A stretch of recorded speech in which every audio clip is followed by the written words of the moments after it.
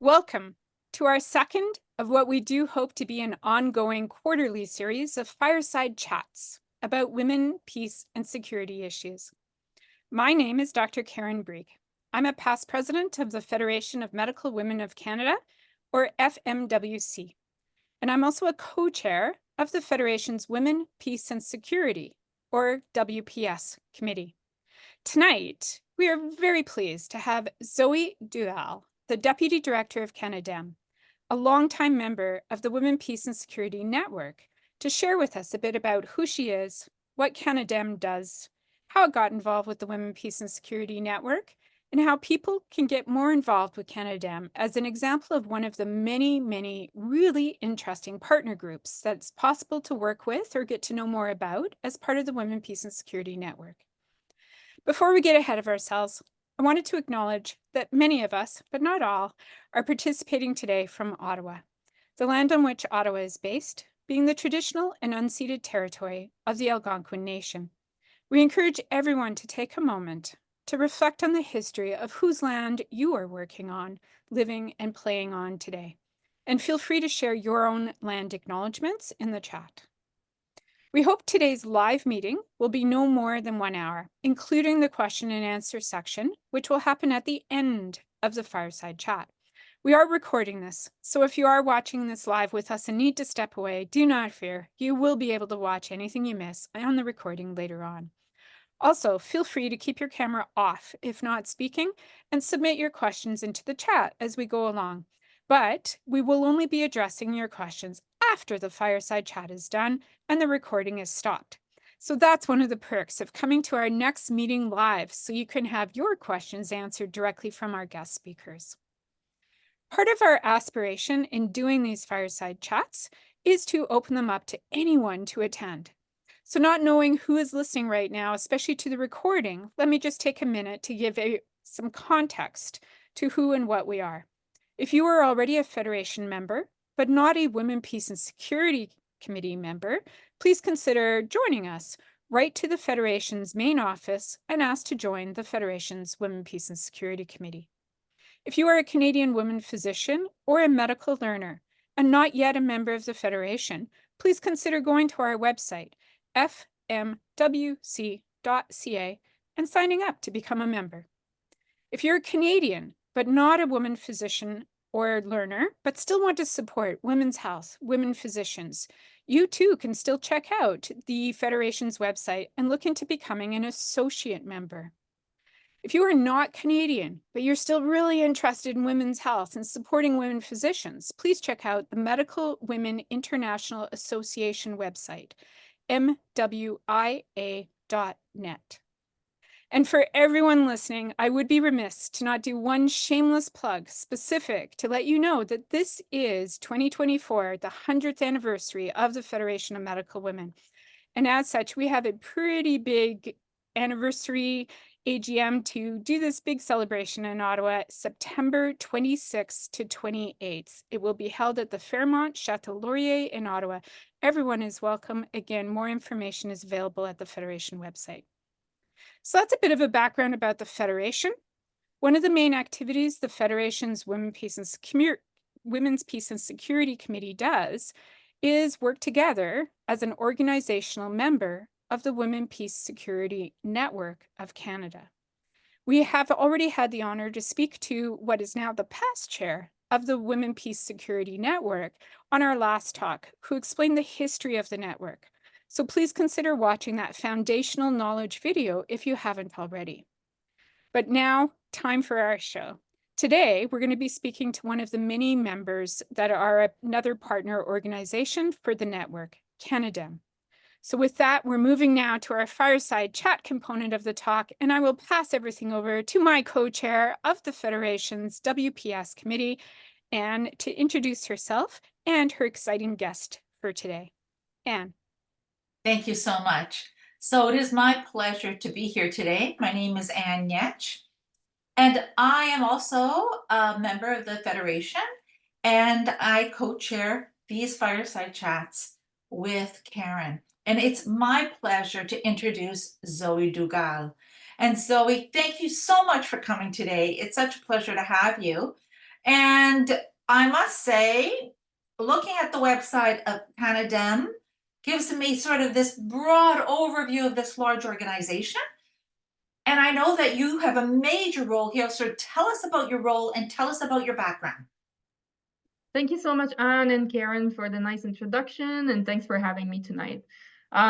Yes, I've been working at CANADEM for about 8 years now, so I will tell you some things about it. My background is I studied political science and international relations at McGill University a long time ago. And I've had a career so far about 20 years in several regions of the world, so mostly in Africa. I was in Sierra Leone and Kenya for several years. Otherwise, I worked also in Afghanistan and Sudan and in Ukraine more recently. My topics that are maybe interesting for your listeners tonight, I did work on peacekeeping. So this involved working with police services in Africa to promote their participation in UN and African Union peacekeeping operations. So this was from the point of view of supporting some African countries to participate more in peacekeeping, and that included supporting female officers to participate. So how to build, let's say, structures and procedures in police services to support female officers to go on mission, fulfill their mandate in the mission, and return home and use their experience, let's say, back home in their own police services. So I was covering 9 countries in West Africa, South Africa, and Ethiopia. So this is part of what I've done in the past. I also worked in transitional justice, specifically on violation of human rights in conflicts, and that included sexual violence and against women, men, boys, and girls. So I've had that experience as well. So I brought all this to CANADEM 8 years ago. So now a little bit more about CANADEM. So we are a non-governmental organization based in Ottawa. We have been around for 28 years now. And we have a roster of experts that started with, let's say, 1,000 people 25 years ago that were all Canadian. And now we are at 65,000 people in our roster. I would say about 22,000 are Canadian, but the rest are from all over the world. And these experts are from various age groups. They work in humanitarian affairs, crisis around the world. They have experience in peace and security. They have experience in good governance, legal affairs, and things like that. So this is the core, let's say, of the organization, the roster. What we do with these people, of course, we don't know all of them. So we have our procedures for screening. So we take references, we make sure that they have good experience in their respective fields. And what we do is that we have donors. So our main donors are the United Kingdom government, the Canadian government, and the United Nations themselves. And the core of CANADEM is to have the right expert for the right problem at the right time. So we get requests from mostly UN agencies and other, sometimes the Canadian government, sometimes other multilateral organizations. And we deploy we find the expert, we equip them to go, and we deploy them to the country where they have to go and help. And we take care of them in terms of paying their salaries, providing duty of care through we have a duty of care team that is composed of 4 very experienced counselors. Some are psychologists, some are social workers.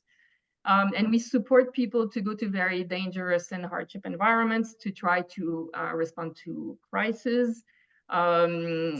Mostly in maybe what is interesting tonight is our humanitarian work. And so we have also some physicians and medical professionals that are deployed with various UN agencies, and I can go into more details a little bit later. Wow, there's a lot in there that you shared with us, Zoe. Where to begin? So what is your role with CANADEM? So we are a very small team, actually, to manage all this. There's about 14 of us full-time. plus our counselors that I mentioned. So those are, they come in as needed, let's say, to support our consultants in the field when it's required. Other than that, there's 14 of us, so that includes our finance team and all of us doing these recruitment and deployments. My role specifically, I have been working a lot in Ukraine. We had 41 Canadians with the peacekeeping mission there until the war started. So I worked on this for a number of years. So the recruitment, deployment, and support, and these people were staying there for multiple years. So some of them were there for 5 or 6 years until we had to evacuate them. I also work, I'm not going to talk about this too much tonight because it's maybe less relevant, but we have also an election observation program.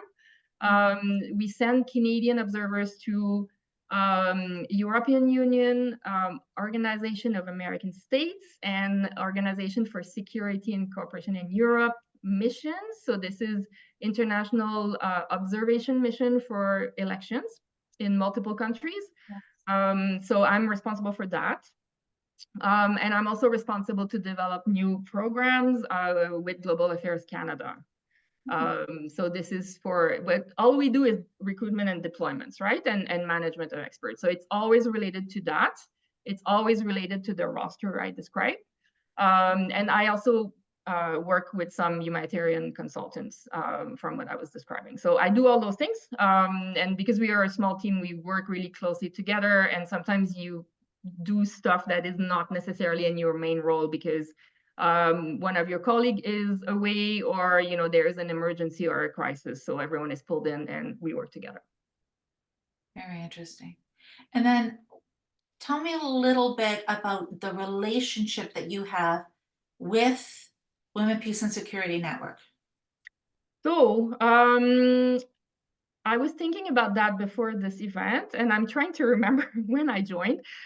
So as you have described probably in your first event, or Beth described, our really recently past coordinator for the network, we have individuals and organizations that are part of the network. So in my case, I represent CANADEM on the network. So CANADEM is the member, and I'm the one that is responsible for being on the network.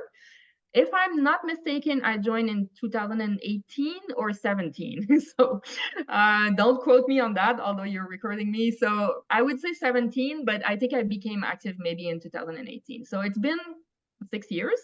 I've been working mostly on the Canadian National Action Plan. So I don't know if Beth has described this in the first event, but this is the policy, the general policy of the Government of Canada on women, peace, and security. So we are now at the third National Action Plan. So they're 5 years each. So we had 1, 2, and the third one just started about a month ago. It was published by the government. So the network is considered like an advisor body to the Government of Canada for this plan. So what does it mean? It means, of course, the government designs the plan. They implement the plan. It's a government policy, but they do need to have, let's say, a role for civil society, in this case, mostly from the network, to look at how is it going? Is there progress? Are there any challenges that need to be discussed? And then we work a lot on monitoring and evaluation of the plan. The current plan has, I think, 9 or 11 government departments, so it's very wide. And we look at, and this plan now has a lot of domestic components. So the 2 previous plans had mostly an international focus. So this one also considers a lot of issues around women, peace, and security in Canada, which is really interesting. This concerns domestic violence. It concerns rights of Indigenous women, border security and immigration, who is let in, how are the rights of women considered in this process, and so on. So there's a lot of topics there. So my personal interest, let's say, in the network is mostly around that National Action Plan, although I participated in other activities over the years. I'm also, since 4 years now, the ombudsperson of the network, 3 years, sorry.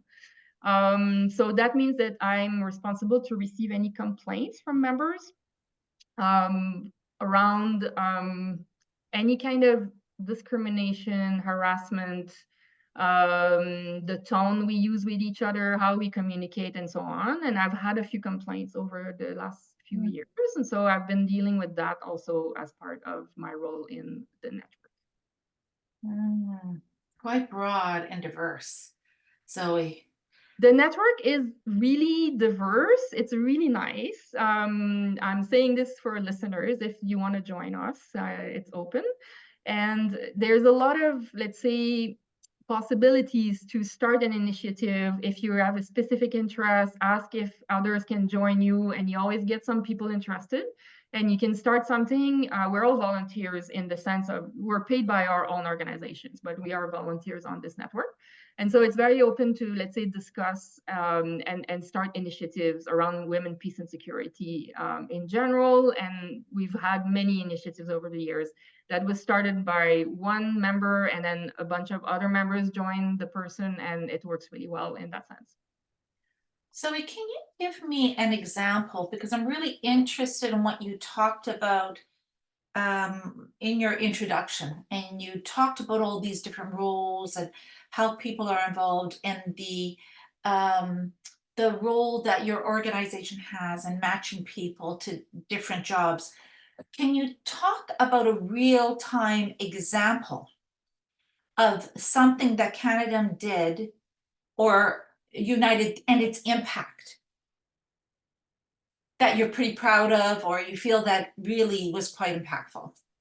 So there's a lot of examples where, for example, we send a few people somewhere, they have a good impact, and this is great. But what I could highlight here is, let's say, most recently, a number of consultants we've sent to Gaza. They're having a massive impact, but of course, it's not solving the problem. So I thought this would be like an interesting example, because we've sent consultants to work with the World Health Organization, WHO. We sent with UNICEF. And a lot of them are working around health issues. So that might be interesting for you tonight, because this is one of the most pressing issues in Gaza at the moment. I'm sure people have seen on the media a lot of bombings of hospitals and destruction in general. There is also a famine that has been declared in northern Gaza. So we have a lot of people that go there and work. However, the conditions, even for the UN workers, are really, really appalling, with very limited food, constant air bombardments. And it's very cumbersome and tiring and difficult for them just to get in and get out of Gaza. Again, today, I think, or yesterday, the checkpoint was closed with Egypt. And so they've really been working hard, but under very difficult circumstances. And of course, it's very, very emotionally draining, because you're working, especially in hospitals, with colleagues, doctors that are local staff, nurses, and so on, and personnel. And when you leave, you have to leave them there, and you don't know if they're going to stay alive. You don't know how they're going to be able to continue working. So there was a CBC interview, I think, Monday, with a doctor that was coming back from Gaza. So anyway, I think this is like one example that we are working on at the moment. We have people there now. I have one consultant I was responsible for, just finished. And the reports they send us are really, really interesting, but also really, really hard to read. So I think this is something that, we don't shy away from having people in difficult circumstances if we think this is worth it. The donors are not shying away. Most of these positions are funded by the UK Foreign and Commonwealth Office, Development Office, Foreign and Commonwealth Development Office. I should say this properly now that we're recorded, FCDO, that is funding those deployments. They trust CANADEM to provide the right personnel that have the right experience, to make sure that they are supported when they're in mission, also with our duty of care team. And we have, of course, very strong relationships with all these UN agencies that they take care of the personnel we send as their employees for the time that they are there. So most of these deployments that I'm describing now are 3 months in length. Some are being extended to 6 months. And so I think this is something that, at least I feel, let's say personally, that I'm contributing something to the people of Gaza by supporting these consultants that have the right experience and expertise to do some work there. Mm. So our organization is certainly full of experienced physicians who are at different parts of their career. But if a woman physician was interested in your organization, what do you think they should know, and how would they get involved? So what we say to everyone is to register with us. So there is the roster I described earlier. So it's easy to register. You can go to our website. You fill a form and you attach your CV. Of course, for these positions that I'm describing, mostly what is required is also international experience because of the nature of the work. The UN agencies prefer someone that has already some UN experience in conflict zones or not. But if they have specific medical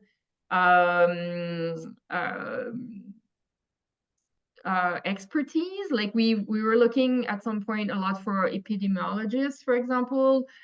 We've had some people recently with WHO, the World Health Organization in Ethiopia, because there was an outbreak, multiple outbreaks actually, of cholera, malaria at the same time, and there was some dengue, if I'm not mistaken. So they asked us for 3 or 4 people that could deal with these kinds of things and could make a good plan on how the agency should respond. So these experts stayed there 6 months. Actually, they were 3 months and their contract were extended. So if there's specific expertise like this, then we do need those. We also needed, for example, we do a lot of work with UNFPA, which is the United Nations Populations Fund. I know the name is misleading.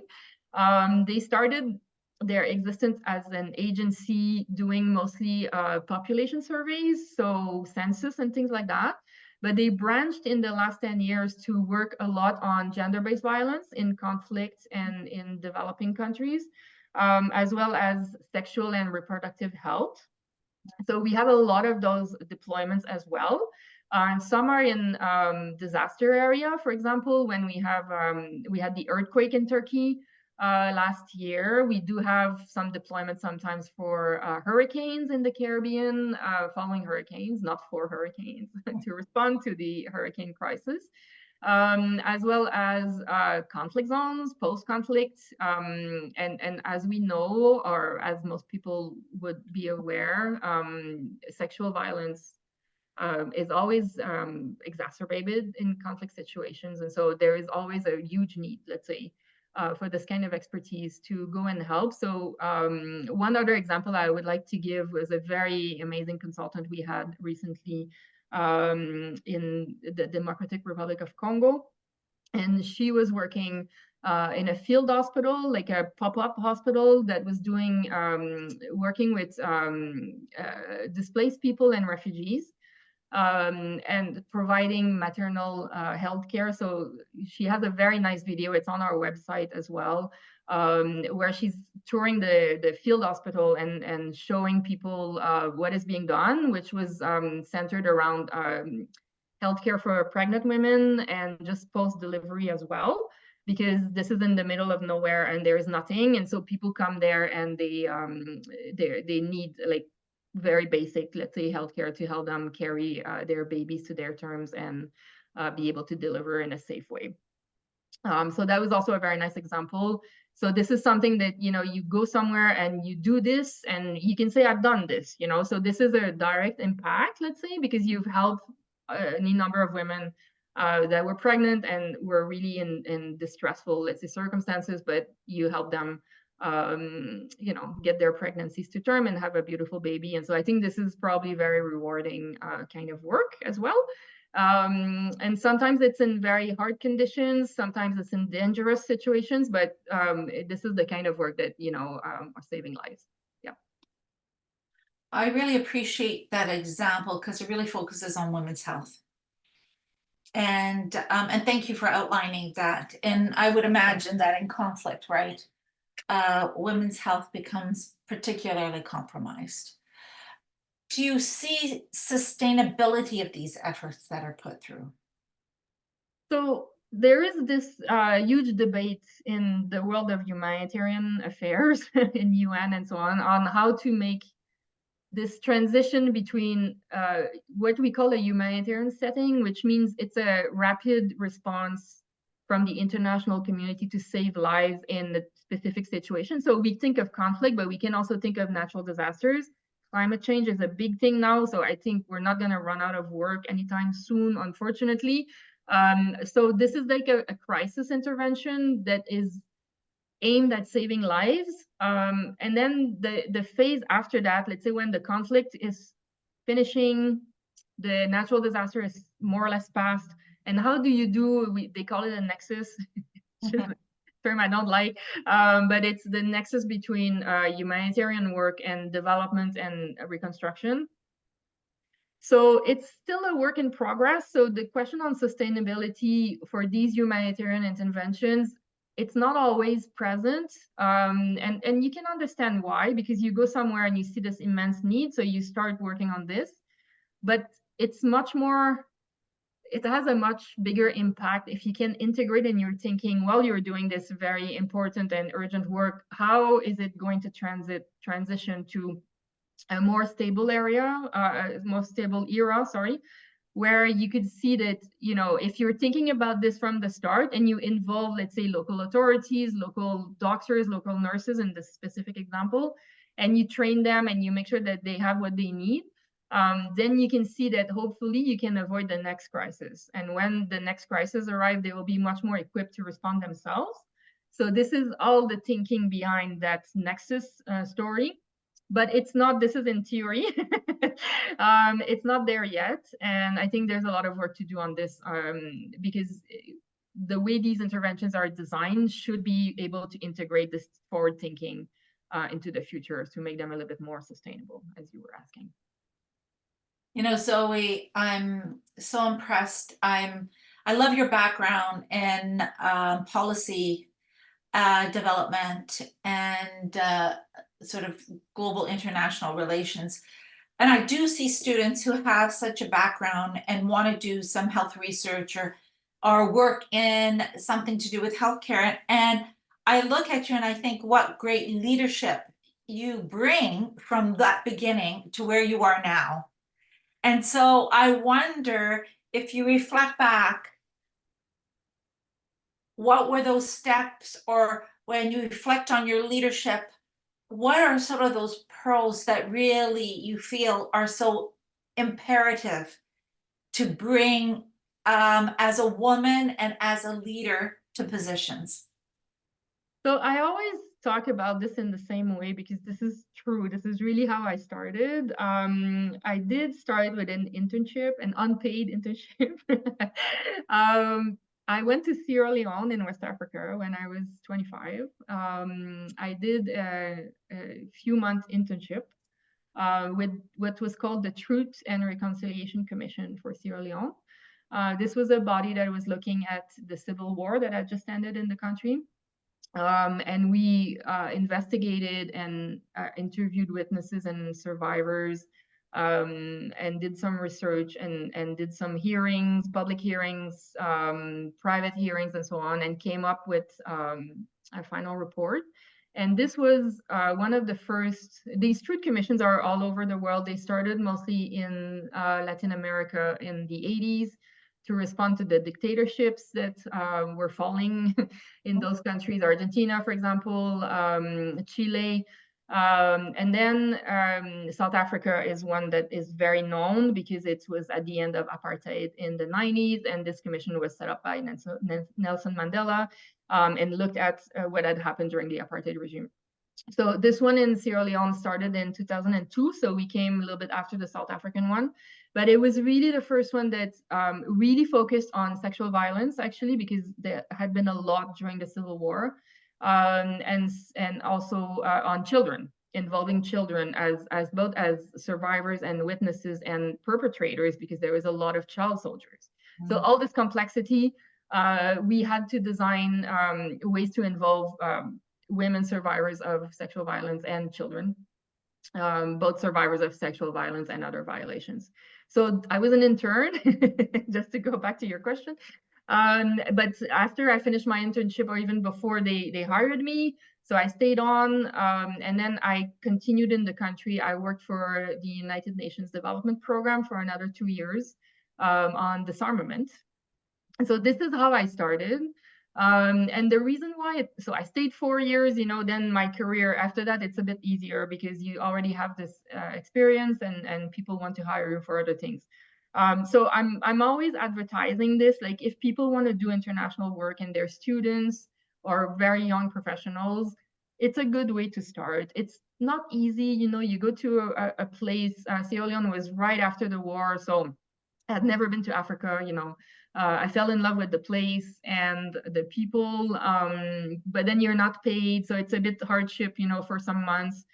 But the fact that I was there at that specific time where everything was starting, the war was just ended, everyone was trying to do some of these processes.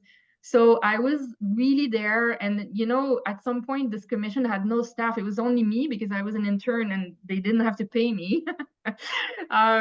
So my boss at the time was sending me everywhere, although I was the intern, because he didn't have any staff. And so he sent me to meet the US ambassador, to meet the vice president of the country, to meet a group, and this is, I remember really well, a group of women rights organizations that were really angry with the commission for some reason or other.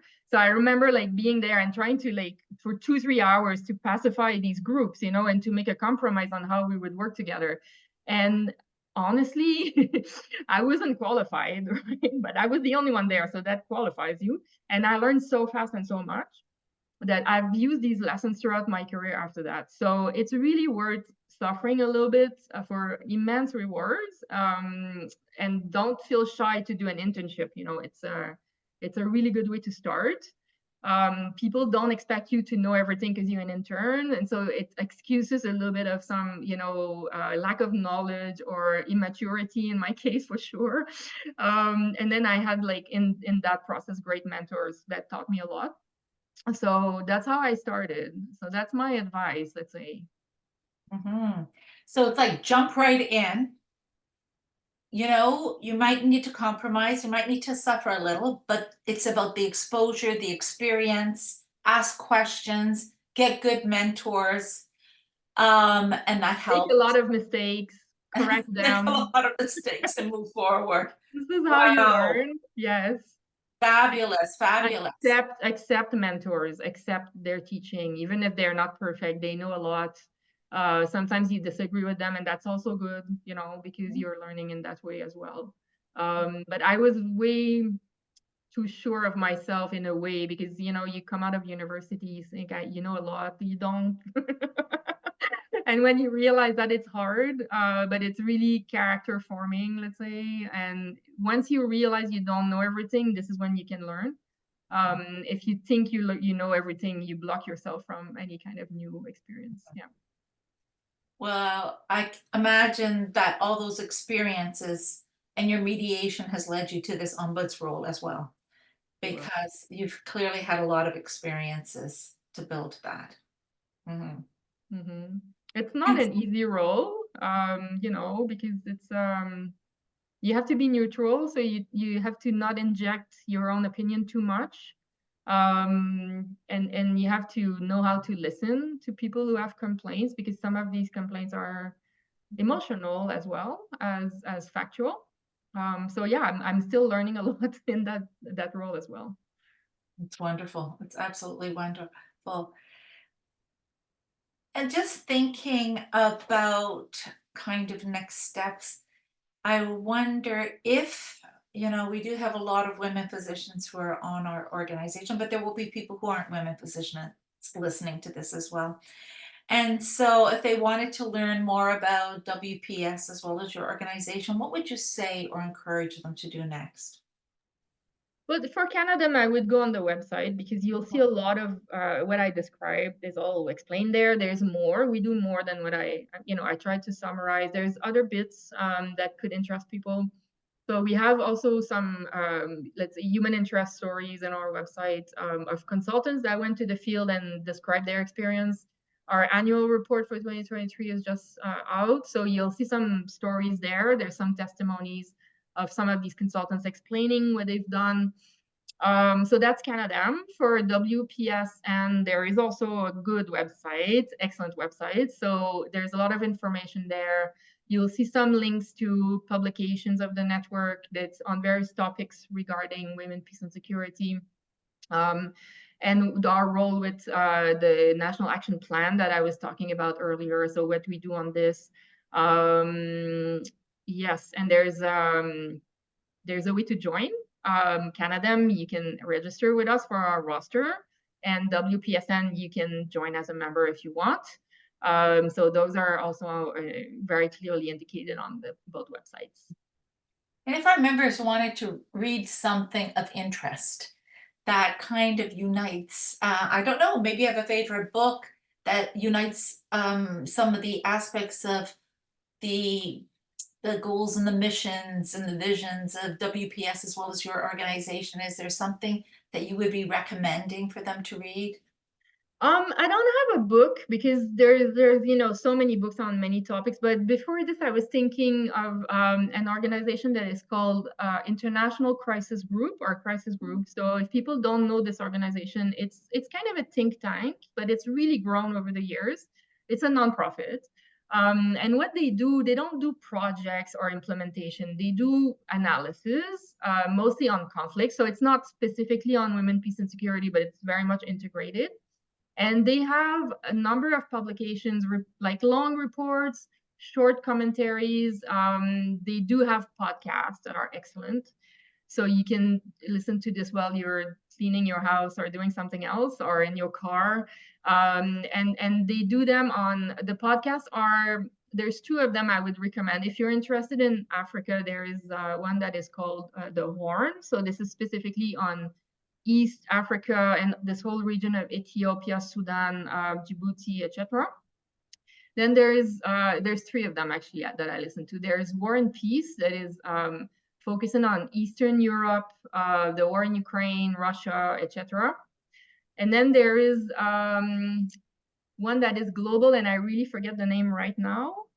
It will come to me in a minute. But anyway, if you go to their website, Crisis Group, you'll find very different kinds of resources. So if you're someone who likes to read very long reports, they're there. They're very good analysis. They use a lot of researchers that are from the countries or the regions that they're reporting on. And then they have like briefings that are mid-range to read. They have them in several languages as well. So, if you have anyone listening that is, I've seen reports in French, of course, English. They're always in English, but they're sometimes in the local language. So they have French, Spanish, Arabic. I think they have a few more. And so those are, if you're interested in a specific country or a specific region, they're really excellent to go either in depth or a bit more shallow, depending on what you want to spend time on. The podcasts are with guests, like a panel discussion, but they're well done. And they're quite to the point to explain. And it's focused on conflict, so it does integrate women, peace, and security issues, obviously. And they're worldwide. They work worldwide, so they have good analysis of every conflict in the world. I was looking at their map yesterday. They publish a map once a month with updates on conflicts. And it's looking pretty dire because a lot of countries have reports, which is sad. But if you want to understand what is happening in a specific country or region, they're really good. And so that's Crisis Group. Mm-hmm. They used to be called International Crisis Group. I think they just changed their name to crisisgroup.org. And it's a nonprofit. So all of these resources are free. Obviously, you don't have to register anything. You can just access. Yeah. Well, thank you. That sounds like a fascinating, certainly podcasts to listen to, as well as reports to read. Really appreciate that. Well, you have been so kind, Zoe, to spend this time with us to share the great work that your organization is doing and also your journey. It's always fascinating to hear about the journey of our guests to get where they are and their passion with regard to the work that they're doing. And truly, I sense your passion and your investment in this work. And I congratulate you and I thank you so much for coming and sharing that with all of us and our members. Thank you. Thank you so much for having me. It was a great discussion. Thanks a lot. So I think this is the time we can open it up to questions, if any questions are there. Actually, no, it comes back to me. Okay, go for it. Because we'll do questions after the recording's done. That's for the people that have come live. So I want to just wrap up our recording. And first, of course, say thank you. Thank you to both Anne and Zoe for a really interesting talk. You've given us a lot to think about. I had not personally heard of Crisis Group before, so I'm already keen to go look. While you were talking, I did go look it up. So the website is crisisgroup.org for anyone that is interested to follow up on that. I also wanted to do a special shout out specifically to Zoe. In case anyone was aware, we had advertised a different speaker for tonight initially, who unfortunately called in sick on short notice. And Zoe literally today agreed to pitch hit and join us. And again, I just can't have the words to say thank you for coming in for such a great talk, but especially with such little notice to come forward. We can't be doing these kind of recordings without help and support and getting everything put together and put on our website without an amazing person that we need to say thank you to as well.